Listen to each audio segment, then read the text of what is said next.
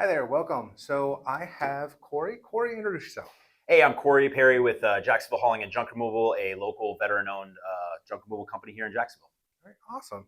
So we're just gonna kind of jump right in and go through this. And so tell us a little bit about your background and how you got into the junk removal Sure, industry. sure. So what happened was during the pandemic, we were all remote working, right? So I was working in IT, went down a YouTube rabbit hole as one does, came across this guy, Sonoma Strong Hauling, and basically what he did was junk removal. Um, he kind of went over the whole process of what he does during his day, kind of describing what it was. I saw there was some money to be made there. Kind of thought it was going to be maybe a side hustle. So I ended up buying a truck, getting it sent up from Miami, and started advertising on Google, doing some door knocking, that sort of thing, local business owners, and really it kind of blew up. It was started as a side hustle, supposed to do it on the weekends, kind of after work, before work, that type of thing, while I was working remote. And it really turned into something big. And that's kind of what happened. Yeah, sometimes things just kind of blow up, especially like the pandemic. There was all kinds of things that grew out of that. So Yeah, definitely exactly. understand. Yeah. So you kind of touched a little bit on this. So how what inspired you to start this whole removal? I know you said it was a side hustle, hmm but like, was there? I mean, what need did you see? Sure. So in Jax, a lot of people didn't know that there was a struggle with, I think it was advanced disposal and waste management, and they do your regular pickups, your day to day pickups. And what's happening is a lot of times they weren't picking items up, and they still Okay. sometimes won't. It depends, and they might just be forgetful. But I saw the need for that, number one, and so we were getting calls left and right. Hey, waste management's not picking up advanced disposal. No one's picking this up. Right. Who's got it? And so we swooped in, kind of hit that market pretty quick. That leveled out for a while, but still that got our name in there Right. and Yeah. started it. And really, I wanted to just be financially free. And like I was saying earlier, is most people don't. Most people think financially free means millions of dollars in the bank. You're on some yacht or something, but really, to me, it just means that I have the freedom to work for myself, and I could, if I need to stop, go to Publix, or stop, go do a meeting, or do a nice little interview like this, I can stop and do that. And Right. I have a crew running, I have this going, so it really helps that I set it up to be like this, and to be kind of on autopilot for at least a time being, for this. So it's been really good. Gives you that freedom, as it were. So yeah, Exactly, exactly. definitely. So I've done a little bit reviews and kind of checking out as far as like your sites and things of that hmm sort. So I wanted to ask, what is being a veteran-owned business impact how you run your company? Yeah, great. So punctuality, number Mhm. one, being on time. So we use a time window of about 2 hours. Communication's big. So hey, if you're going to be late, or something else is happening, or let's say someone added something to a pile, maybe they took away something. Um, that's a big deal. Integrity is another one. So we've had countless times where someone has left something curbside.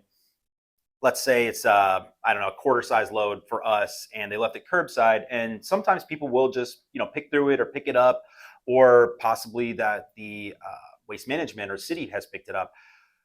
We've gone where the crew has come, there's nothing here, Right. right? So I have to call the homeowner, and sometimes they're contractors that are just relying on us. So integrity would come into play. I could just charge them, right, and just say, hey, we picked it up and it's gone. They don't Right. know anything. Right. But Yeah. you couldn't live with yourself doing that. Right. So integrity plays a big part.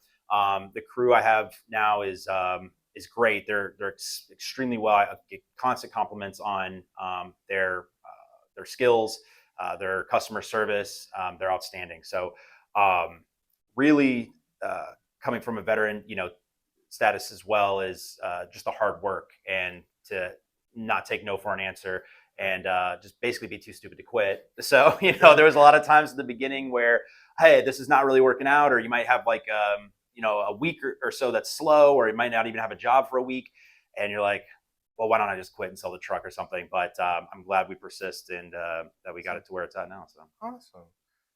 And so how do you ensure that you're, because again, I looked at your site, Mhm. I've seen some of the things that you and how you point out the environmentally friendly and sustainable options that you have. So how do you ensure that the Sure. the how do you ensure that your junk is removed services are environmentally friendly and sustainable? Yeah, great question. So, what we do is we try to donate or recycle as much as we possibly can. So, what it does, number one, is we're green, we're recycling. There's a lot of items, bulk furniture items, for instance, that uh, don't need to go to the to the dump rather, and they can be donated to a family in need. They can go to Salvation Army, Barnabas. There's a bunch of places that we do. Usually, it's whoever's closest. And then the other is a selfish reason where we just want to stay out of the dump. We don't want to have to pay the dump fees. The dump is pretty disgusting for the most part. They're brutal on the truck, especially if you're at Trail Ridge landfill. So really, we try to do it metals, cardboard, and then donations. Those are all the big ones that we hit.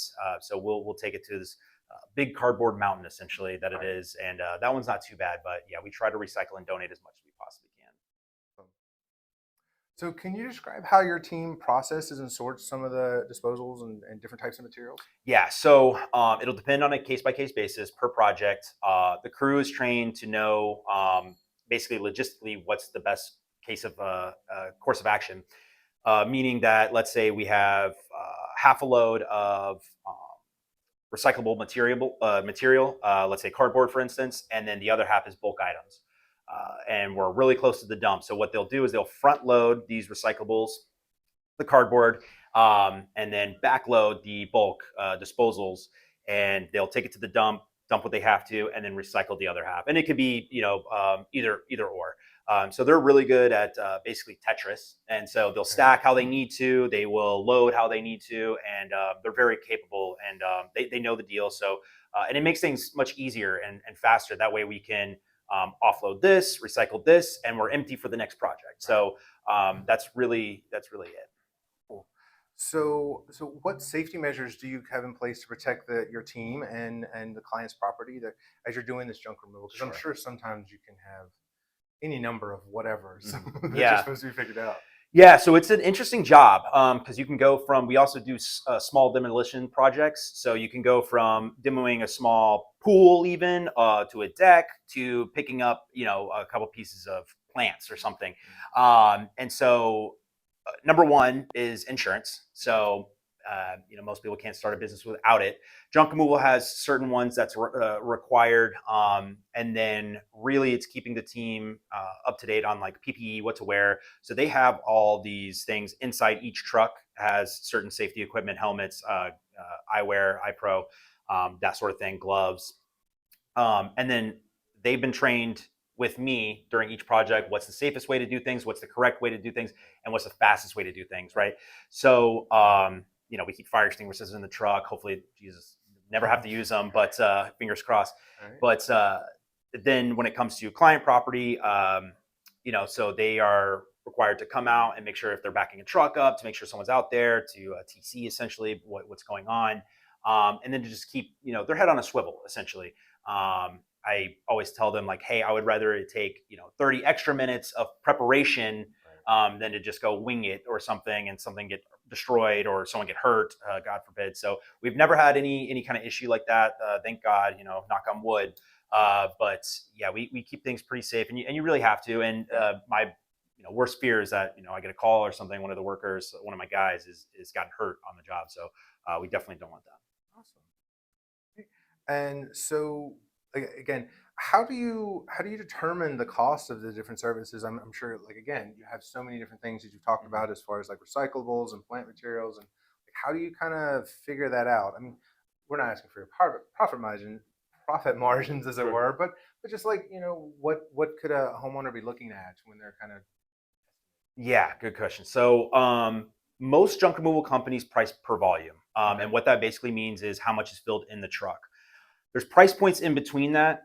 So it could be quarter load, half load, three-quarter load, full load. You could do, a sixth of a load and somewhere in between. But typically, how it's done is per volume, how much is filled up in the truck. So, for instance, bulk items, furniture fills up very quick. Like yeah, this room would fill up very fast just because, due to the nature of it being a bulk item, it's not broken down. It takes up a lot of space. Couches take up a lot of space. Now, on the other end of the spectrum, you could have something like tile, which is extremely heavy Yeah. in small doses, or even roofing material. Now that fills up a quarter of their truck, but now you're three times over the load of what a bulk item pickup would be. Right. So certain things, typically it's done by the volume of bulk items. Most pickups are done by volume, and then not necessarily weight, but we'll have, like, let's say a quarter load would equal maybe like a full truckload, sort of like that. So we have it broken down like that. Demolition is done differently. It's usually done by the square foot. So carpet has its own pricing, tile has its own pricing, and then sheds have their own pricing, stuff like that. Deck, and what we try to do is give the customer the best result for the best price. Now, we're not the cheapest in town, but we're also not the most expensive. And we've kind of found like a pretty good niche. And then I also will work with customers, someone that may be on Social Security, or vets, stuff like that. We really help try to kind of, get in good, and make sure that they find value in what we're doing. And we haven't had too many issues with, someone thinking, hey, this is crazy or overpriced, something like Right. that. And so we really try to give the best result for, the most affordability. And then things like where the items are located. So it could be up on the third floor. That's going to increase costs. So Right, when you got yeah. refrigerators, bulk items up there, every floor, is going to add an additional cost to it. Typically, maybe they have an elevator, so things can kind of even out. But also you have to consider how much time is taking the elevator to go down, right? Right. So even though they have stairs, it's a little bit easier. That's crew, that's labor, that's everything that it's going to cost. So the cheapest way is if you have something curbside that we can just back right up to. Right. That's probably going to be the cheapest. Now, if you have a big, large property with a big fence in the back, we can't get back there, and you're on some acreage, that's going to cost probably the most amount. And so that's typically how most junk removal companies price, and we're no exception. That we basically price like that as well. When you were talking, you kind of mentioned that shed, which made me think of something that I didn't even think about earlier. How do you worry with like the biohazard, or not biohazards, the actual the chemicals, things like the paint and all that kind of stuff? Like, what do you work with that? Right, great question. So we actually don't take hazardous waste, biohaz, or we can take tires, up to a few. It depends. Tires are extremely expensive to dump, and so what happens is early on, some business owners may have something similar, especially when it came to junk removal, is you're doing everything. Like, do you do this? Be like, not really, but I could try. Like tree trimming, we don't really, but we'll trim it and then take it. And paint and stuff was something that I learned early on. You just can't have, the dumps won't accept it. Most biohazards, you can set up accounts to do it, but it's extremely expensive. So in order to push the cost onto the customer, it seems absurd for something small. So like maybe $15 per tire, and they have 10 tires, it adds up quick, and it's not a lot of room. And then same thing with the biohaz. We don't really touch any biohaz, and then chemicals as well. And most people are understanding of it, and we try to help where, hey, where are you located? Well, you can take it to this site here yourself, or sometimes they'll even be able to pick it up. So we try to shoot them in the right direction. Even if we can't take it, we try to help as much as we can. Oh, absolutely. Yeah. And even in my regular job, education is such a key. Like, sometimes there's sometimes a client will ask me to do something, and like, one, can't legally do that, or that's just not in my scope. But I know somebody that can handle that. So yeah, education definitely. Yeah. So what sets your company apart from other junk services in the area? Because I mean, you mentioned you're not the most expensive, but you're not the cheapest. So what kind of helps you out? Sure. So being veteran owned and locally owned is a big one. You have other franchises that are out there, and everyone has their own niche. They're typically a little bit more expensive. They have franchise fees. They have more overhead, so it's understandable. So we do come in with pretty good affordability, especially when it comes to a locally owned business. Then you have the insurance that we are qualified. We have our LLC. We got our business license, all that good stuff. We've been doing it for about 2 years, almost about a year and a half, and I've learned quite quickly, how to build, how to scale, and then how to do the things correctly in the safest way possible. You're going to get, guys that show up that know how to do it with a smile. I think we have some of the most unbeatable customer service, because when you call, you get me instead of a call line. So I get this, this question a lot, or why, when they call, a lot of customers are frustrated that they've called someone and it's a call center in, Missouri or something. Right, But with them, they call JHJ and they call Corey, the business owner's on the line, and I answer the phone without question, without hesitation. We've had calls come at 3 a.m. and hop up, got to answer the phone call. It's like, hey, it's pretty late, but we'll get it taken care of tomorrow. Right. Yeah, so that really sets us apart. Is you're calling me, the business owner, and obviously I want the company to succeed, and so you're going to get my customer service and then my crew's customer service along with it. So it is difficult to set yourself apart without being some gimmick of it. So really just having the work ethic to get it done quickly, having good pricing and being able to work with people on pricing, and then just having outstanding customer service where someone can get a hold of you at any point in time. Yeah. So I definitely appreciate that. I had to get my tires done like last year, and I thought I was calling the one down the street. Sure. But apparently it was in the middle of the country, and they're all like, "Your call is very important." And I was like, okay. And then they had no clue because I was all like, "So are you right next to the Burger King, or are you over here near the Publix?" And they're all like, "Hold on, sir." I looked that up, and I was like, "How do you not know where you're at?" And it was a call center, so that makes sense. So so again, because you touched on this a little bit, but how do you prioritize the customer satisfaction, and what are some of the steps that you take to ensure that your clients are happy with your services? Yeah, so this is important. Making sure customers are happy is huge. If you're a small business and you're just starting out and you get a couple of bad reviews on Google Ads or maybe Yelp, Yelp's not as big, but Google Ads is the first in, best dressed when it comes to this kind of stuff. And it's what people see on their phones. It could be Google Leads or Google My Business Google Ads.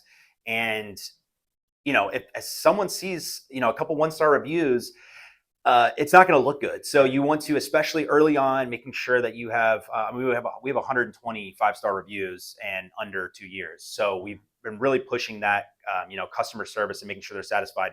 Even I've had customers went from yelling at me, on the phone and to, getting them taken care of, either doing it for half off, free, whatever it is, giving them discounts, coming on site, quelling whatever has happened, to them yelling, to leaving a 5-star review, being a multiple time customer, just because they see the effort that's there, and that they may not get with a franchise or like a franchise owner or something like that, or maybe someone that doesn't really care.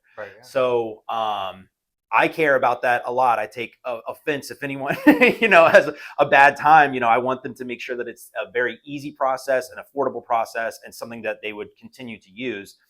So I'll go out of my way to make sure that they are satisfied.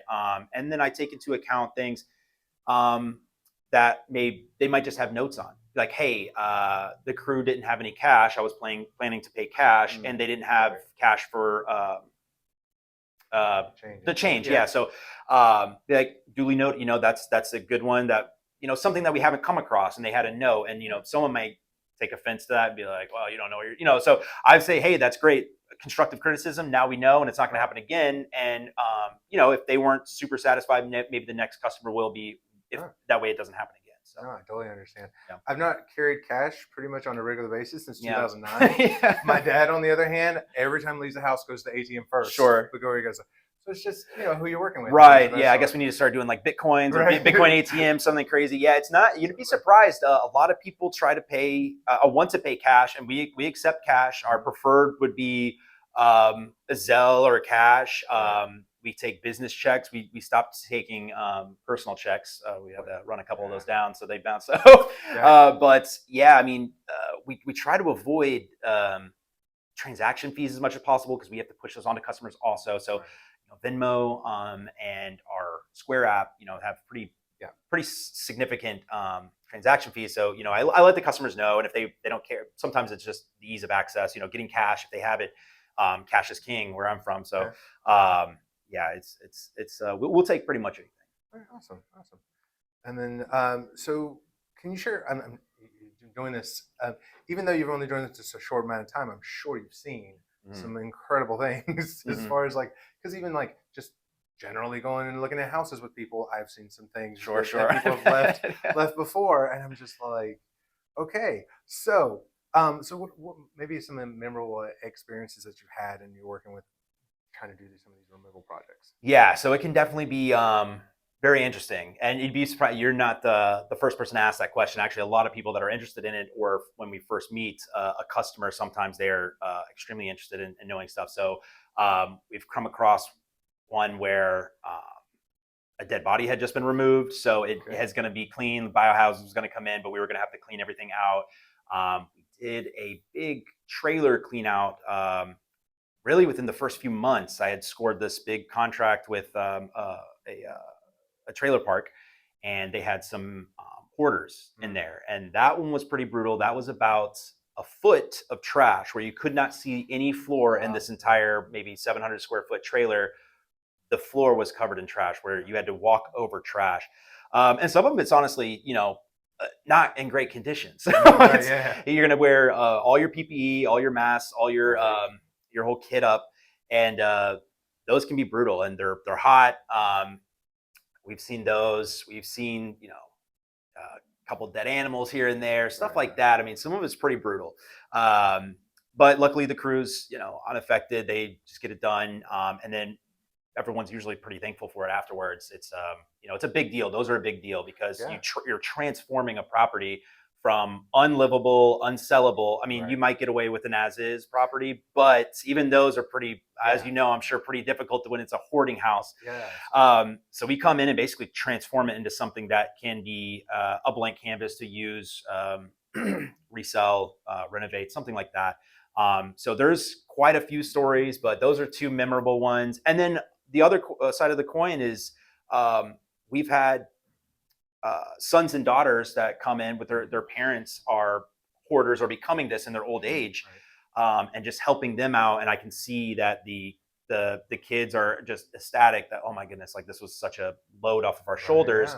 We didn't know what to do, and most people don't is, if you have a car, where are you going to tow it? Where are you going to keep it? I mean, it would take you 1,000 trips.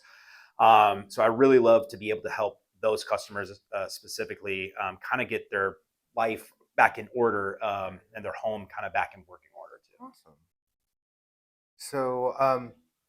So what should someone who's never used a removal service, what should they be asking when they're looking into hiring a junk service? What should they be looking for? Yeah. So number one, I'd say, are you insured, licensed? And now that's not always the case. You might have some guys from Craigslist or something, which, no shade at all.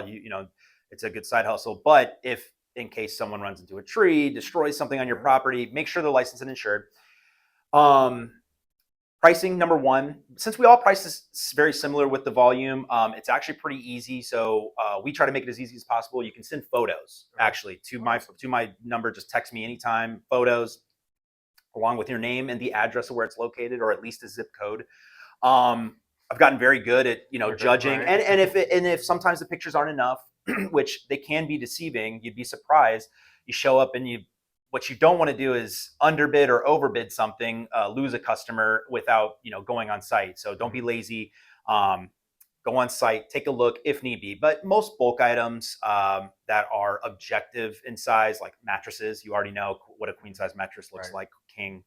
That's kind of what I would look for. I would look for someone with 5-star reviews, obviously over 100. So, and I would look for, someone professional. If they're on the phone and you're talking to them, and they are, getting all the good customer service things out and are professional, that's great. Because early on when I started, I would call around to try to see how it works, get some pricing. And, some of the people were just unaccommodating or rude or something. I'm excited. I get a dopamine hit every single time someone reaches out. Hey, I want this junk removed. And then as soon as they give me the thumbs up, you're approved, let's get it done.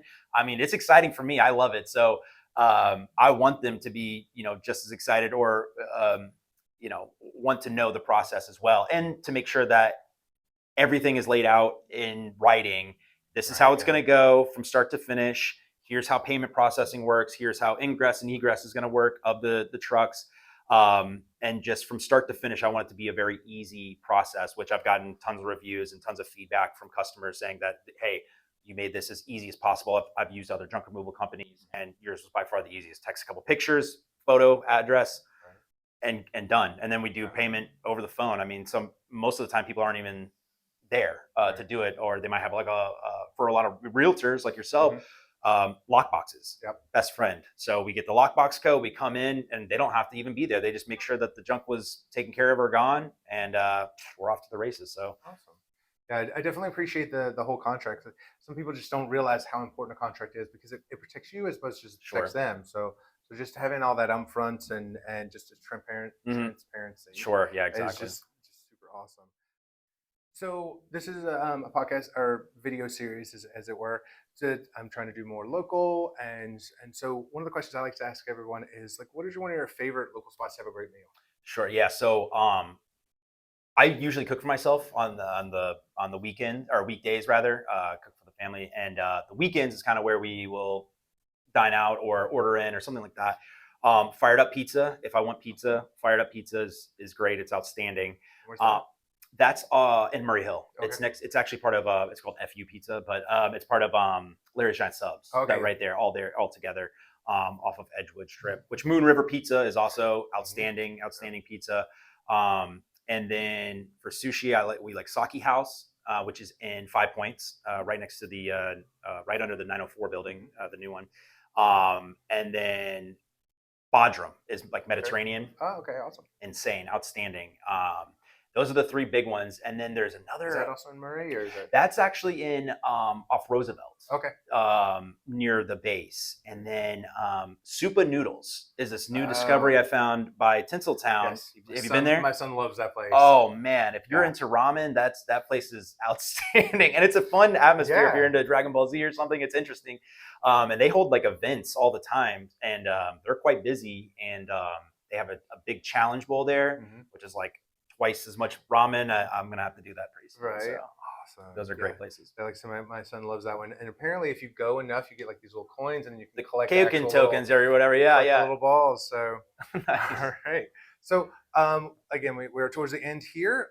Where can people find you? Like your social media, your website, your actual offices. I'm sure you travel, so you're office. Yeah. So we don't have an office. I'm sorry. We do have an office, but no one goes. It's just for storage and crew items. But the website is jhjremoval.com.